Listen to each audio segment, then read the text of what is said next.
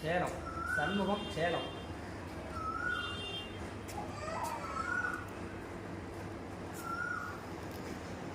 வீட்டில் ஒரு ஆள் மாதிரி கொஞ்சம் சோம்பலாம் போயிருக்கு.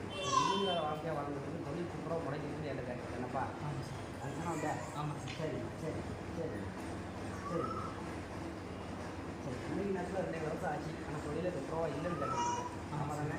வீட்லேயும் ஒரு ஆள் மட்டும் வந்து கொஞ்சம் சோம்பலாம் போயிருக்கு. வீண் விரைகள் செலவுகள் ஆகுது. அப்படி தானே? சரி சரி சரி சரி. சொந்த பந்தத்தால் கொஞ்சம் பிரச்சனையும் உள்ளே வந்திருக்குப்பா. சரி, அதனால் வீட்டுக்குள்ளே கொஞ்சம் முடக்கங்கள் ஏற்பட்டுருக்கு. சரியா?